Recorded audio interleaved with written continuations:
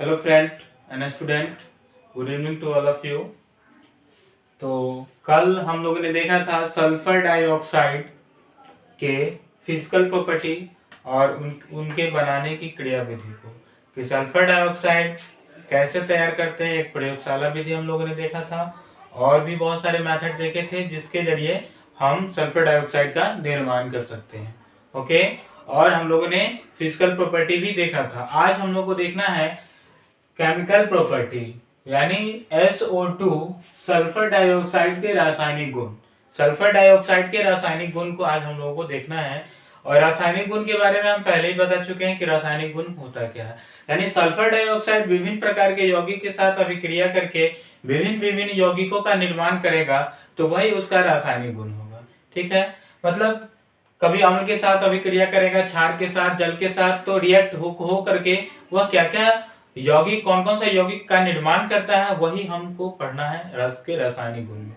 Okay, तो हम लोग इसके फिलहाल 5 रासायनिक गुण यानी 5 केमिकल प्रॉपर्टी के बारे में देखेंगे कि 5 केमिकल प्रॉपर्टीज के कौन कौन से हैं। ठीक है, तो आइए हम लोग देखते हैं और आशा करते हैं कि आप लोग पढ़ते होइएगा। और आप लोगों से रिक्वेस्ट है कि आप लोग कमेंट जरूर करें जहाँ पे समझ में नहीं आता है, क्योंकि बहुत सारे बच्चे कुछ कमेंट करते हैं, कुछ का कमेंट ही नहीं आता है कि सर समझ में आ भी रहा है कि नहीं आ रहा है। और जब तक आप कमेंट नहीं करोगे तब तक फिर मजा नहीं आता है पढ़ाने में।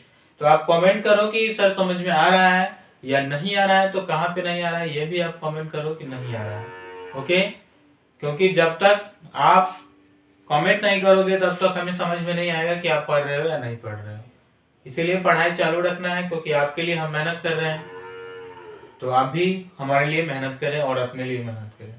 ठीक है, तो आइए देखते हैं कि सल्फर डाइऑक्साइड के केमिकल प्रॉपर्टी को। तो पहला है इसका, यहाँ पे लिखा हुआ है पहला रासायनिक गुण में ऑक्सीजन से क्रिया, यानी ऑक्सीजन के साथ जब यह रिएक्ट होता है, अभिक्रिया करता है, तो क्या बनाता है। ऑक्सीजन के साथ अभिक्रिया करके यह किस चीज का निर्माण करता है। तो देखिए यहाँ पे सल्फर डाइऑक्साइड जब ऑक्सीजन से अभिक्रिया करता है तो अभिक्रिया के पश्चात किसका निर्माण करता है, तो वह सल्फाइड का निर्माण करता है। यानी एक ऑक्सीजन और क्या होता है इसमें बढ़ जाता है। तो यहाँ पे शायद बैलेंस है, देखिए सल्फर 1 है और ऑक्सीजन 4 है, तो यहाँ पे थोड़ा सा देख लेते हैं, 2 और 2 4, बैलेंस नहीं है। यहाँ पे 2 लगा देंगे तो बैलेंस हो जाएगा। 2 सल्फर 2 सल्फर, 2 दूना 4 ऑक्सीजन और 2 6 ऑक्सीजन, 3 दूना 6 ऑक्सीजन, बैलेंस हो गया। तो ये था हमारा पहला केमिकल प्रॉपर्टी कि जब सल्फर डाइऑक्साइड ऑक्सीजन के साथ अभिक्रिया करके अभिक्रिया के पश्चात सल्फाइड का निर्माण करती है, या इसको बोल सकते हैं सल्फर ट्राइऑक्साइड का निर्माण करती है। ठीक है, तो यहाँ पे आप भाषा में लिखिएगा ऑक्सीजन के साथ क्रिया में कि जब सल्फर डाइऑक्साइड की अभिक्रिया ऑक्सीजन के साथ कराई जाती है तो अभिक्रिया के पश्चात सल्फर ट्राइऑक्साइड का निर्माण होता है या सल्फाइड का निर्माण होता है। तो ये आपको भाषा में लिखना है और इसका इक्वेशन ये रहा। ठीक है, नेक्स्ट है हमारा दूसरा, क्लोरीन के साथ क्रिया, है ना, यानी क्लोरीन के साथ अभिक्रिया।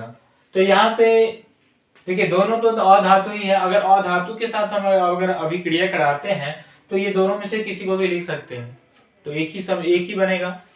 तो ऐसे आपको 5 बताएंगे तो आप देख लीजिएगा, समझ में आ जाएगा क्या करना है। ऐसे 2 बना के इसको हम लिख सकते हैं। ठीक है, तो क्लोरीन के साथ क्रिया करके यह क्या करता है, तो जब सल्फर डाइऑक्साइड की अभिक्रिया क्लोरीन गैस के साथ कराया जाता है तो यह अभिक्रिया के पश्चात सल्फ्यूरिल क्लोराइड का निर्माण करता है। किसका निर्माण करता है, सल्फ्यूरिल क्लोराइड। ठीक है, तो यहाँ पर भाषा इसका बनाएंगे कि जब सल्फर डाइऑक्साइड की अभिक्रिया क्लोरीन के साथ कराई जाती है तो अभिक्रिया के पश्चात सल्फ्यूरिल क्लोराइड का निर्माण होता है। ठीक है, तो यहाँ पे आप इसके भाषा में ये चीज लिख देना, यही आपका रासायनिक गुण। अगला है तीसरा पॉइंट, क्षार के साथ अभिक्रिया, यानी क्षार आपको पता है कि क्षार किसको कहते हैं, कि वह पदार्थ जो जल में घुलकर OH- आयन प्रदान करता है उसको हम लोग क्षार कहते हैं। ठीक है, अगर किसी भी यहाँ पे हम लोग अकार्बनिक रसायन पढ़ रहे हैं यानी इनऑर्गेनिक केमिस्ट्री, तो अकार्बनिक पदार्थ में क्षार, देखिए क्षार OH का 2 कंडीशन है। OH अगर कार्बनिक पदार्थ के साथ जुड़ा हुआ है तो वो अल्कोहल हो जाएगा, लेकिन यदि वही OH अगर किसी अकार्बनिक एलिमेंट के साथ जुड़ा हुआ है, अकार्बनिक पदार्थ के साथ जुड़ा हुआ है, तो वह क्या कहलाएगा? तो वह कहलाएगा आपका क्षार। क्या कहलाएगा? क्षार। तो यहाँ पे देखिए सोडियम क्या है? सोडियम अकार्बनिक पदार्थ है, यानी अकार्बनिक एलिमेंट है। देखिए यहाँ पे तो सोडियम और क्लोराइड तो अकार्बनिक पदार्थ है। तो अकार्बनिक पदार्थ के साथ जब भी अगर सॉरी एक सेकेंड यहाँ पे देखिए, यहाँ पे क्या होगा? NaOH। अब देखिए यहाँ पे जब सोडियम हाइड्रोक्साइड, क्योंकि यहाँ पे आपको पता है NaOH होगा इसलिए क्षार है, क्योंकि वैलेंसी के हिसाब से होता है। सोडियम का वैलेंसी 1 और OH का वैलेंसी 1, क्रॉस कराइएगा तो क्या बनाएगा? तो बनाएगा Na और OH ही बनाएगा। अगर Ca और OH होता है तो CaOH का होल ट्वाइस होता है, क्योंकि Ca है और OH है। तो ध्यान से देखिए, इसकी वैलेंसी 1 और इसकी भी वैलेंसी 1, तो ये क्रॉस जब हो जाएगा, सॉरी इसका वैलेंसी 2 होता है कैल्शियम का, देखिए तो ये क्रॉस होगा तो क्या बनाएगा? तो यहाँ पर देखिए Ca और ये OH, ये 2 जो है इधर आ जाएगा, तो OH का होल ट्वाइस। ये भी आपका क्षार ही है, दोनों क्षार है। तो पहले हम यहाँ सोडियम हाइड्रोक्साइड के साथ कराते हैं, आप इसके साथ भी करा सकते हो, ठीक है। तो आइए देखते हैं।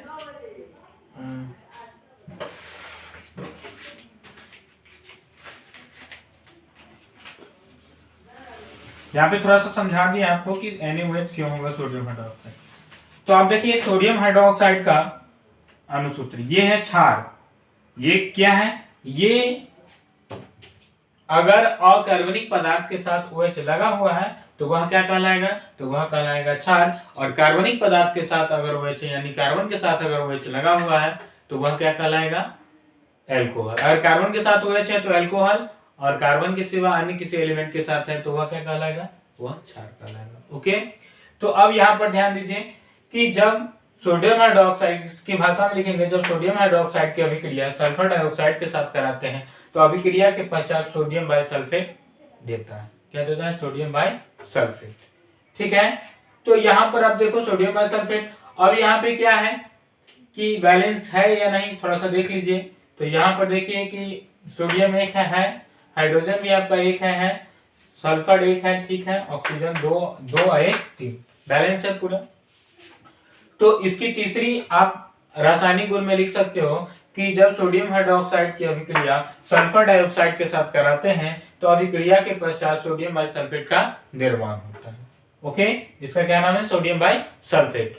तो ये कंडीशन आपका है, ये 3 केमिकल प्रॉपर्टी था, इसको अच्छे से समझ लीजिए, उतार लीजिए जहां पे जो चीज समझ में नहीं आए। जो अगर आपको इसमें किसी तरह का कोई बात पूछने की इच्छा हो तो बेशक आप पूछ सकते हो, कमेंट कीजिए, आप अपने कमेंट बॉक्स में कमेंट डालिए कि सर यहाँ पे ये क्या है, नहीं समझ में आ रहा है, तो हम आपको समझाएंगे।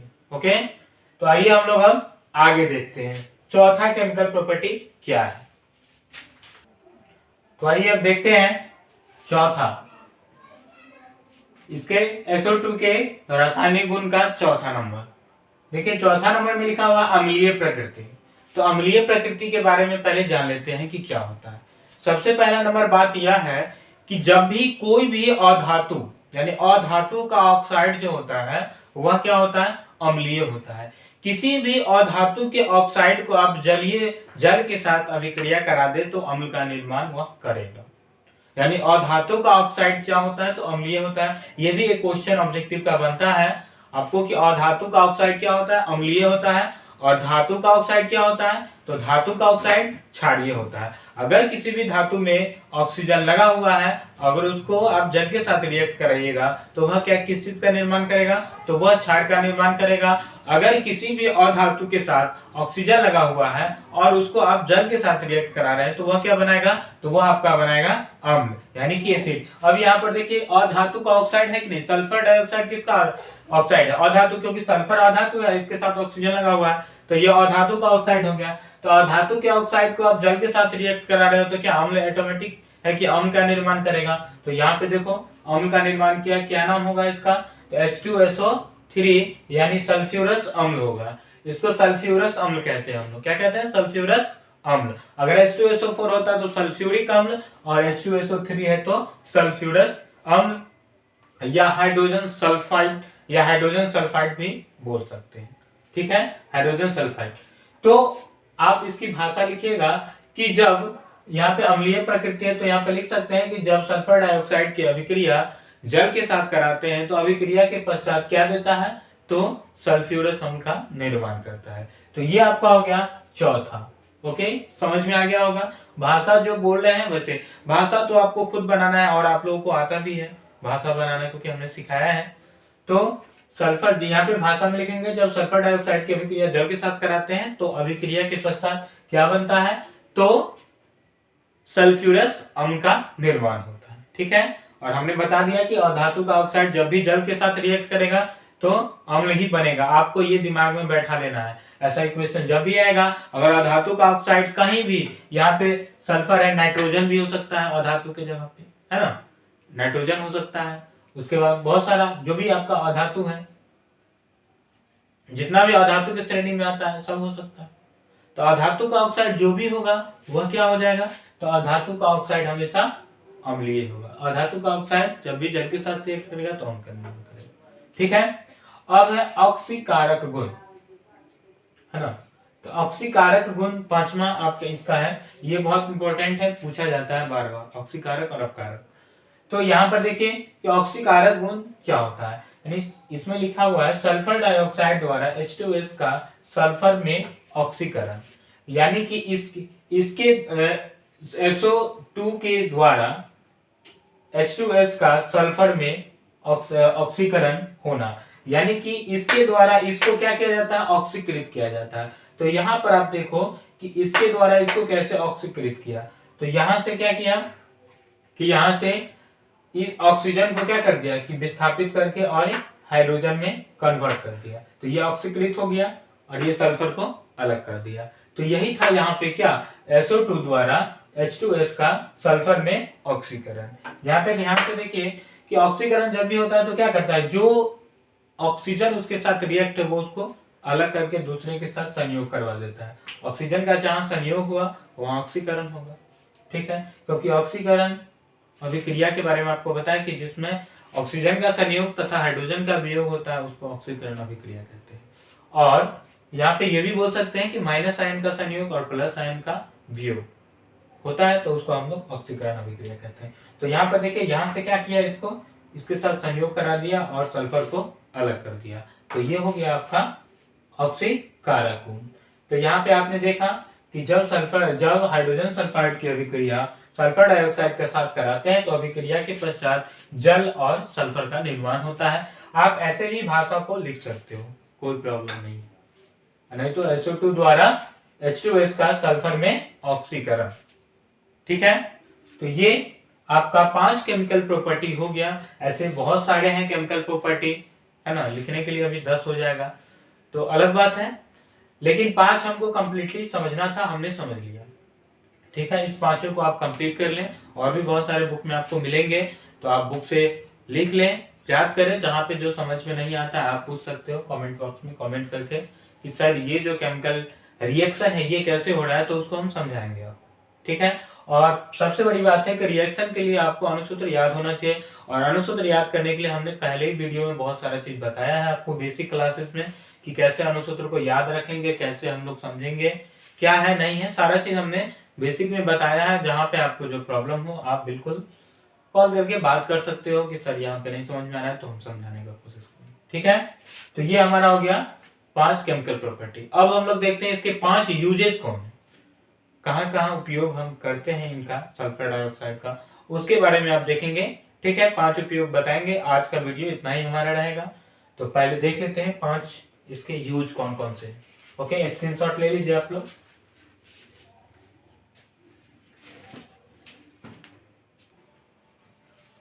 चलिए, तो अब देखते हैं हम लोग SO2 का यूज, यानी SO2 का यूज हम लोग कहाँ कहाँ कैसे कैसे करते हैं उसके बारे में देखते हैं कि SO2 का क्या क्या यूजेज है, इसको अच्छे से समझिए।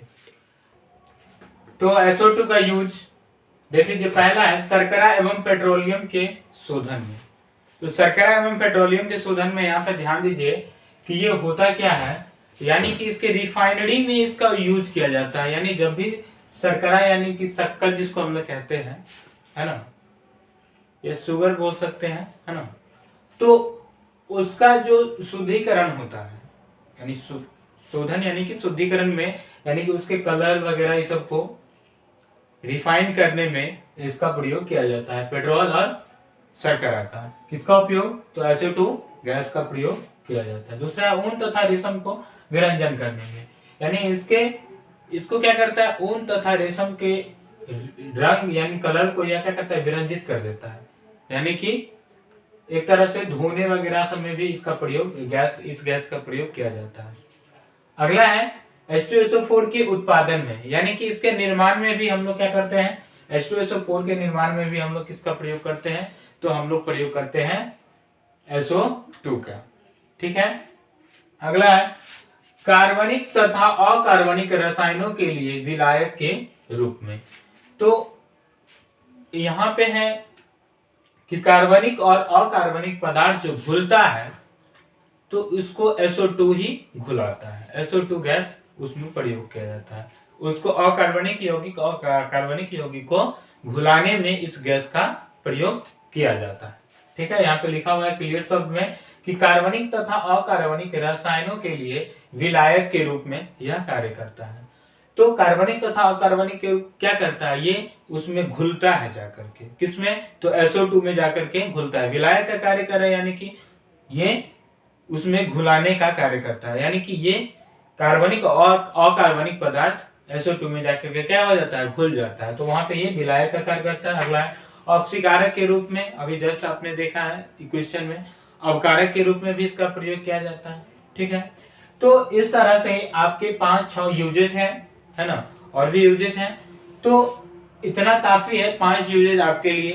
तो अब आपका SO2 पूरा कंप्लीट होता है, क्योंकि सल्फर डाइऑक्साइड जब भी पूछेगा आपको बनाने के लिए, अगर 5 मार्क्स में पूछता है तो सल्फर डाइऑक्साइड बनाने की क्रिया विधि क्या है उसको लिखना है, इक्वेशन को लिखना है, 5 फिजिकल प्रॉपर्टी लिखना है, 5 केमिकल प्रॉपर्टी लिखना है और 5 यूजेज लिखना है, तब जाके आपका 5 मार्क्स कंप्लीट होगा। और जब 5 मार्क्स का क्वेश्चन आएगा तो उसमें फिगर आपका होना चाहिए। अगर प्रयोगशाला पूछ दिया तो आपका उसमें फिगर ड्रॉ अनिवार्य है, अगर नहीं करते हो तो वहीं पे आपका मार्क्स कट जाता है। आप बोलते हो कि सर हम तो केमिस्ट्री में पूरा बनाए हैं लेकिन मार्क्स नहीं उठा। मार्क्स नहीं उठने के पीछे सबसे बड़ा रीजन यही होता है कि आप बनाते तो हो पूरा क्वेश्चन, बट उसके जो पूरे क्लियरिटी है उसको आप शो नहीं करते हो, सही से लिखते नहीं हो, और आप फिगर बनाना है तो फिगर बनाते नहीं हो, छोड़ देते हो, इक्वेशन लिख के चले जाते हो, तो पूरा मार्क्स कहाँ से मिलेगा। इसीलिए आप जब तक पूरा फुलफिल नहीं कीजिएगा क्वेश्चन को, तब तक आपको पूरा मार्क्स नहीं मिलेगा। अगर आप क्वेश्चन को फुलफिल अच्छे तरीके से करते हो तो पूरा मार्क्स आपको मिलेगा, ये साइंस है। ओके, तो आशा करते हैं कि आपको समझ में आया हो। जिनको जो चीज समझ में इसमें नहीं आए, बिल्कुल आप कमेंट करके कमेंट बॉक्स में लिखिए कि सर यहाँ पे समझ में नहीं आया। अगर इसके किसी यूजेज में आपको कोई प्रॉब्लम हो समझने में कि और कुछ जानना है तो हम बताएंगे आपको, आप पूछिए। ठीक है, कमेंट बॉक्स में जरूर कमेंट करें, आपको बिल्कुल हम बताने के लिए हमेशा तैयार हैं आपके साथ। और आप भी मेहनत कीजिए, लगे हुए रहिए। जब तक लॉकडाउन है हम लोग घर में ही रहेंगे और ऑनलाइन क्लासेस का फायदा उठाएंगे। ठीक है, और मन से पढ़ाई कीजिए, क्योंकि पढ़ाई आपका एक शस्त्र है जिससे दुनिया का हर चीज आप हासिल कर सकते हो। अगर एजुकेशन नहीं है तो फिर मुश्किल होता है इंसान को।